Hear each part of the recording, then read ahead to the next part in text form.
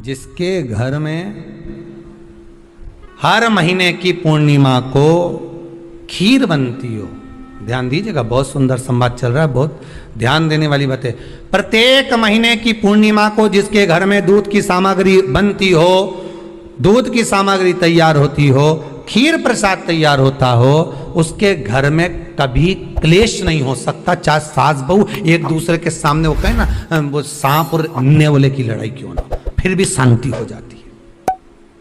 पर प्रत्येक महीने की पूर्णिमा होना चाहिए। ये नहीं कि तुमने एक महीने की पूर्णिमा पे बना लिया और दूसरे महीने की पूर्णिमा को गायब कर दिया। फिर सालों से कर रही हो, कई माताएं कर रही होंगी पूर्णिमा का व्रत, एक समय फलाहार करती हैं, एक समय भोजन करती हैं।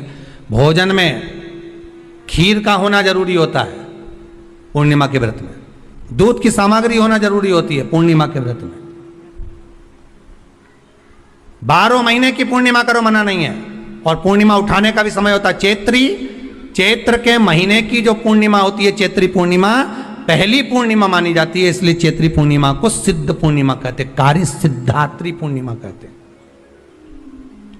सिद्ध करने वाले। मनोरथी पूर्णिमा कहते हैं, मनोरथी पूर्णिमा। इसलिए पूर्णिमा का व्रत कहां से उठाया जाता है? चैत्र के महीने की पूर्णिमा से पूर्णिमा का व्रत उठाया जाता है कि मैं महीने की पूर्णिमा करूंगी तो वो चैत्र पूर्णिमा से उसको उठा लिया जाता है। पर उसका एक नियम रहता है, आप फलाहार करें अपनी जगह पर है, पर एक समय भोजन कर रहे हैं वो अपनी जगह पर, भोजन के साथ में मीठे के साथ थोड़ा दूध की सामग्री होना जरूरी होती है। और क्यों करते हैं पूर्णिमा का व्रत, किस लिए किया जाता है, क्यों करा जाता है, उसका व्याख्यान वर्णन शिव महापुराण के अंतर्गत स्कंद पुराण में लिखा गया। स्कंद पुराण में वर्णन किया है श्री वेद व्यास जी महाराज ने। कहा यह पूर्णिमा का व्रत इसलिए किया जाता है कि व्यक्ति का जब मन गलत भ्रम में जाने लगता है, मन जब गलत जगह पर जाने लगता है, तो ये मन को गलत जगह पर ले जाने वाला कौन होता है? तो कहा यह चंद्र होता है। व्यक्ति की राशि के अंतर्गत, व्यक्ति की पत्रिका के अंतर्गत, व्यक्ति की ग्रह दशा के अंतर्गत जब चंद्र बेकार चलता है तो व्यक्ति अच्छा करते करते भी बेकार करने लग जाता है। चंद्र डोल रहा है। कई माताएं कहती हैं, गुरुजी हमारे बेटे को आशीर्वाद दीजिए, बहुत गलत संगत में जा रहा है, मतलब समझ जाना कि चंद्र गड़बड़ जा रहा है। बेटी अगर गलत मार्ग पर जा रही है, बेटी अगर गलत संगत में जा रही है, किसी अन्य व्यक्ति की ओर आकर्षित हो, चंद्र गड़बड़ हो रहा है, उसका चंद्र कहीं जा रहा है।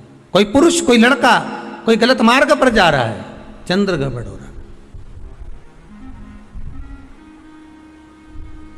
घर में जो क्लेश उत्पन्न होता है, घर में जो विवाद उत्पन्न होता है, घर में जो क्लेश उत्पन्न होता है, घर में जो विवाद उत्पन्न होता है, उस विवाद को रोकने के लिए केवल चंद्र की ही, इसलिए तो पूर्णिमा घर की नारियां, हमारे यहाँ हिंदू धर्म में यहां तक स्कंद पुराण में कह दिया कि प्रत्येक पुण्य, आप लोग कभी आप लोगों ने सत्यनारायण जी की कथा करवाई है?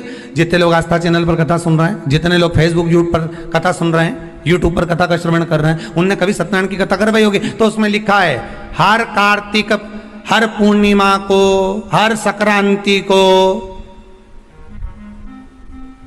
ब्राह्मण सत्यनारायण भगवान की कथा या राजा या वैश्य कथा को कराता था, या बढ़िया कथा कराता। सुनी कि नहीं सुनी बात? सत्यनारायण भगवान की कथा में लिखा है, स्कंद पुराण के अंतर्गत जो सत्यनारायण भगवान की कथा का स्मरण किया उसमें लिखा है प्रत्येक संक्रांति पूर्णिमा को सत्यनारायण की कथा करवाने लगा और ये योनि को प्राप्त हुआ, इस योनि से छूटा, इस योनि में गया। लिखा है, सब कुछ लिखा है। अब उत्ते से समझ जाओ कि पूर्णिमा को सत्यनारायण की कथा करने का बोला है, तो पूर्णिमा को सत्यनारायण की कथा का क्यों बोला? वैसे तो रोज कराओ सत्यनारायण जी की कथा, प्रतिदिन कराओ, मना नहीं है। आप क्या कोई विशेष फंक्शन है आप सत्यनारायण जी की कथा करवा, पर पूर्णिमा संक्रांति को और संक्रांति को पूर्णिमा को सत्यनारायण की कथा का स्मरण क्यों करवाया गया? क्योंकि पूर्णिमा के दिन अगर ये भगवान का व्रत रख लेगी, पूर्णिमा के दिन अगर ये खीर का प्रसाद बना लेगी, थोड़ा सा दूध की कोई सामग्री बना लेगी और भगवान को भोग लगा देगी, भले सत्यनारायण भगवान के भाव से बनाए, भले सत्यनारायण जी के निमित्तार्थ बना, पर अगर इसने सत्यनारायण भगवान के निमित्त से बना, पर पूर्णिमा के दिन अगर ये व्रत रखेगी, उपास रखेगी या कोई सामग्री बनाकर भगवान की पूजन कर लेगी, तो इसके घर में जो अशांति है वो शांति में बदल जाएगी। इसलिए कई घरों में आज भी सत्यनारायण भगवान की पूजन हर पूर्णिमा को करती है। माता किताब लेके बैठ जाती है, तुरंत तुरंत उन्हें ऑफिस जाना, कहीं काम पे जाना, और तुरंत तुरंत उसने तुरंत जल्दी जल्दी कलश रखा, कलश नहीं भी रखे तो भगवान की पूजन कर कुरा के ब्राह्मण देवता को बुला लेगी, ब्राह्मण नहीं आएंगे तो खुद कर लेगी, पर करती जरूर है। इतना सा आटा सेक लेगी, पंजेरी बनाई, सीरा बनाई, मिठाई रख दो, कुछ भी करेगी पर सत्यनारायण की कथा कर लेगी। उसका मन लग गया उसमें, मतलब पूर्णिमा को करना है, उसको करने से क्या होता है, शांति रहती है, शीतलता रहती है। जिसके घर में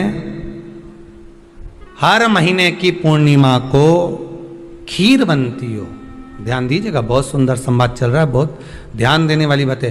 प्रत्येक महीने की पूर्णिमा को जिसके घर में दूध की सामग्री बनती हो, दूध की सामग्री तैयार होती हो, खीर प्रसाद तैयार होता हो, उसके घर में कभी क्लेश नहीं हो सकता। चाहे सास बहू एक दूसरे के सामने वो कहे ना, वो सांप और अन्य वाले की लड़ाई क्यों ना, फिर भी शांति हो जाती है।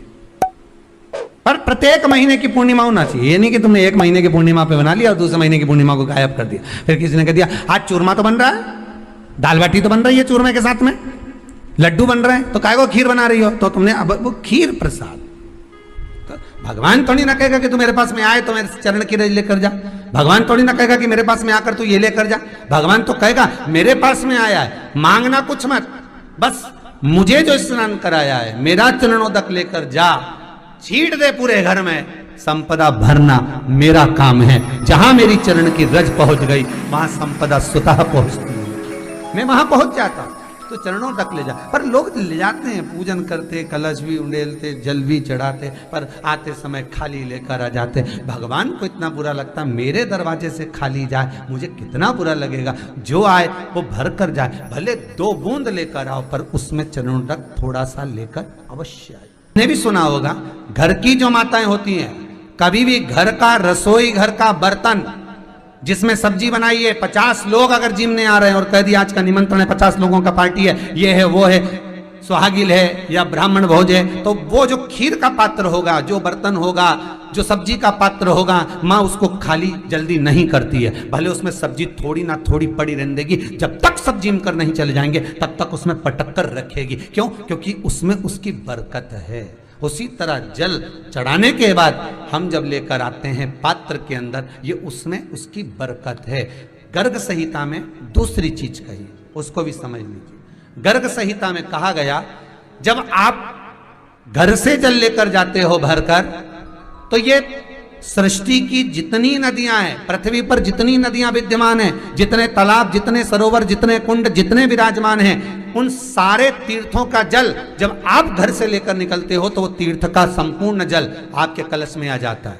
और जब आप उस जल को शिव पर समर्पित कर देती हो और 2 बूंद चरणादक लेकर जब जाती हो, तो शिव महापुराण गर्ग संहिता पद्म पुराण कहती है वो जल साधारण नहीं रहता, वो गंगा जल बनकर तुम्हारे घर को पवित्र करने के लिए पहुंच जाता।